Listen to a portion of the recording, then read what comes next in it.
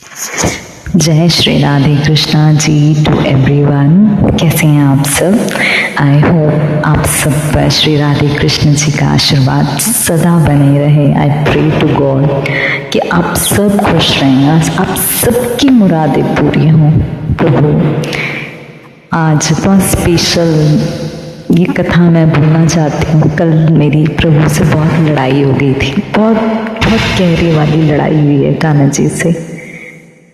तो उन्हें मनाने के लिए मैं एक कथा उन्हीं के लिए उनको समर्पित करती हूँ। शायद कान्हा जी मान जाएं, फिर से अपना प्यार मुझे दिखला जाए। तो कान्हा जी ये कथा आपके लिए और आप सबके सुनने वाले आपके भक्तों के लिए। तो आज कोई स्टोरी नहीं थी मेरे पास, लेकिन आज मुझे कथा मेरी शुरू से ही बहुत फेवरेट रही है, जब से मैंने सुनी है ये। तो चलिए, ये कथा उस समय की है जब श्री कृष्ण द्वारकाधीश बन गए थे और उन्होंने कई वर्षों तक द्वारका में अपना राज्य किया। उसके बाद लेकिन उस बीच वो कभी भी बरसाना, वृंदावन, मथुरा नहीं जा पाए थे। तो एक समय आता है कि जब वो उन्हें पता चलता है कि मुझे वहाँ जाना चाहिए। उनका मन होता है किशोरी जी से, श्री राधा रानी जी से मिलना है उन्हें, क्योंकि 100 वर्ष की विरह इतनी बड़ी हो गई थी कि कान्हा जी से रहा नहीं जा रहा था। तो जब वो तैयार हुए कि मुझे जाना है गोकुल, मथुरा, वृंदावन, तो अपने सभी ब्रजवासियों से मिलना है, तो जो उनकी पत्नियां थीं, श्री रुक्मणी जी और बाकी जो 8 पत्नियां थीं, वो प्रभु से कहती हैं क्या हम भी चल सकती हैं? तो प्रभु कहते हैं अवश्य। पहले तो वो सारी की सारी पत्नियां प्रभु का एक यानी कि इतना अलौकिक रूप देख के प्रसन्न हो गई थी कि आज श्री कृष्ण जब ब्रजवासियों से मिलने जा रहे थे तो बिल्कुल भी द्वारकाधीश की जो ड्रेसअप रहता था उनका, बिल्कुल वैसा ड्रेसअप उन्होंने नहीं किया था। उन्होंने हमेशा जो किशोरी जी को पसंद था, उनके ग्वाल बालों को पसंद था, उनके सखाओं को, वहाँ ब्रजवासियों को जो उनका रूप, वही सर पे मुकुट, ठीक है, प्यारी सी बांसुरी और पीताम्बर धारे किया हुआ, और वही जो ड्रेस पहनते थे अपना पीला पीताम्बर, वो सब पहनकर वैसे ही वो बन के ब्रज के लिए तैयार हुए थे। और आँखों में उनके बहुत प्यारे सजल आंसू थे, वो आंसू विरह के थे, माँ राधा रानी की विरह के। तो यही इतना अलौकिक उनका रूप देख के श्री रुक्मणी जी के मन में आया कि मैंने कभी राधा को नहीं देखा, राधा जी को। तो इस बहाने हम सब राधा जी की तारीफ़ें इतनी सुनी हैं कि हमेशा श्री कृष्ण सोते हुए भी श्री राधा जी का नाम जपते रहते हैं। तो उन्होंने कहा, रुक्मणी जी ने, कि आप जो जगत के दाता हैं, जगत पिता हैं, जो रात दिन श्री राधा जी का नाम जपते हैं, ऐसा क्या है कि आपके दास दुनिया है लेकिन आप श्री राधा जी की दास हैं? ऐसा क्या है राधा जी में? तो वो जो क्यूरियोसिटी थी माता के मन में, तो राधा जी को देखने की, तो वो कहती हैं हम भी चलेंगी और हम भी देखेंगी। तो श्री कृष्ण कहते हैं ठीक है चलिए। वो उनको बीच में ब्रज के और द्वारकाधीश के बीच में एक नदी आती थी, उस नदी के वहाँ तय हुआ था सबका मिलना ब्रजवासियों का श्री कृष्ण जी से। और वहाँ श्री किशोरी जी, श्री राधा रानी जी भी आई थी अपनी सखियों के साथ।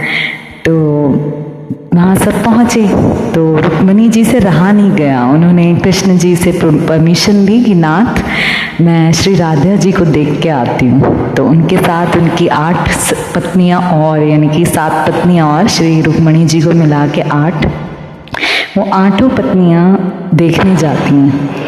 तो जब शिविर में जाती हैं श्री राधा जी की, तो सबके मन में एक अजीब सी माँ को देखने की, श्री राधा आखिर जिनका नाम जगत पिता श्री कृष्ण जी दिन रात जपते हैं, क्योंकि नाथ ही इतने सुंदर है, प्रभु मेरे प्रभु श्री कृष्ण ही इतने सुंदर हैं, तो सोचो श्री राधा कितनी सुंदर होंगी, जिनके प्रेम में वो पड़े थे, जिनके प्रेम में वो आज भी हैं, आज भी अपनी अद्भुत लीलाएं करते हैं माँ को रिझाने के लिए। तो होता है ऐसे कि माँ उनके रुक्मिणी माँ उनके शिविर में जाती हैं अपनी 8 सखियों के साथ, यानी कि सारी पत्नियों के साथ। तो जैसे ही गेट पर पहुंचती हैं तो सबसे पहले सामने से एक बड़ी सुंदर, एक अप्सरा के जैसे एक बड़ी सुंदर सी एक देवी सामने से आ रही होती है। उसके बाल घुंघराले, उसके नेत्र मृगनयन जैसे, मृगनयनी नेत्र जिसे कहा जाते हैं, बहुत सुंदर छवि, चांद जैसा चेहरा, और उसका रोम रोम में से, यानी कि जैसे कि कहते नहीं है, जैसे कि कोई खड़ा होता है तो उसके पीछे से लाइट दिख रही होती है जो ईश्वर के पीछे से दिखती है, तो इस तरह का एक रूप धारण की एक औरत सामने से आ रही होती है। तो उसे देखकर ही 3 जो श्री कृष्ण की रानियां थीं, पत्नियां थीं, तो वो तो वहीं रुक जाती हैं कि यही है श्री राधा जी, और उसका सौंदर्य इतना अद्भुत है कि वो कुछ आगे कदम बढ़ा ही नहीं पाती। तो तीनों रानियां वहीं रुक जाती हैं कि हम इनका सामना करने में सामर्थ्य नहीं है। तो फिर भी रुक्मिणी जी और बाकी रानियां आगे कदम बढ़ाती हैं।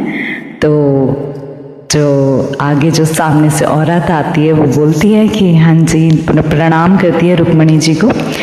तो वो कहती हैं कि रुक्मिणी जी की आप हैं राधा, श्री राधा जी आप हैं? वो कहती है नहीं नहीं, ये आप क्या कह रही हैं, मैं तो उनकी दासी हूँ, यानी कि वो एक दासी होती हैं। अब तुम सब खुद सोचो, जिनकी दासी का स्वरूप इतना सुंदर, इतने ईश्वर तत्व उसमें हैं, माँ श्री राधा रानी के पास, राधा रानी के पास रहने से वो गुण, जो माँ के गुण हैं, वो उनकी एक उसमें भी आ रखे हैं, दासी में भी। तो ये देख के तीनों रानियां रुक जाती हैं वहीं पे। श्री रुक्मिणी जी आगे बढ़ती हैं कि चलो देखते हैं, जिनकी दासी इतनी सुंदर है उनके मन में बड़ी और माँ के प्रति एक भाव पैदा होता है, जिसकी दासी इतनी सुंदर है तो उनकी जो राजकुमारी है, यानी कि श्री राधा जी हैं, वो कितनी सुंदर होंगी, उनका रूप कितना अलौकिक, कितना भव्य, कितना खूबसूरत होगा। तो आगे बढ़ती हैं तो सामने से फिर एक औरत चल के आती है जिसका रूप उस दासी से भी 10 गुना सुंदर अलौकिक रूप था। तो उसको देख के फिर रुक्मिणी जी कहती हैं पक्का यही है राधा जी, तो यही होंगी। तो बाकी की जो रानियां थी उनमें जितनी भी थी, बाकी जो बची थी, एक रुक्मिणी जी को हटा दीजिए, तो बाकी की जो 4 बची, जो 3 तो पहले ही रुक गई थी, तो 4 थी वो उसे ही देख के वो भी उसके सौंदर्य से मंत्रमुग्ध होके वहीं रुक जाती हैं कि यही होगी राधा जी, ये तो उससे भी दुगनी सुंदर है, और इसके तो पैरों से भी, ऊपर पैरों से लेकर सर तक इतनी सुंदर है, तो यही होंगी। तो रुक्मिणी जी पूछती हैं क्या आप राधा जी हैं? तो वो कहती है कि नहीं, मुझे क्षमा कीजिएगा, पर मैं श्री राधा नहीं हूँ, मैं तो उनकी सखी हूँ। तो रुक्मिणी जी हैरान हो जाती हैं, उनके मन में इतना भाव, विभोर का भाव आता है कि जिसकी दासी इतनी सुंदर, जिसकी एक सहेली, एक सखी इतनी सुंदर, तो सोचो वो कितनी सुंदर होंगी। वो इतने भाव में बह जाती हैं, उनकी उस कमरे तक पहुंचने में, श्री राधा रानी जहाँ बैठी होती हैं उस कमरे तक पहुंचने में श्री रुक्मिणी जी आंखों से आंसू उनके बहने शुरू हो जाते हैं कि वो भी हिल जाती हैं उनकी सखी के सौंदर्य को देख के कि कोई इतना सुंदर भी हो सकता है। आगे बढ़ती हैं तो सामने देखती हैं बड़े सुंदर पैर दिखते हैं उन्हें किसी के, उनकी नज़र उनके पैरों पे जाती है। इतने सुंदर, इतने कोमल पैर थे श्री राधा जी के कि श्री रुक्मिणी जी का चेहरा पर नजर ही नहीं जा रही थी, वो इतने सुंदर पैर थे।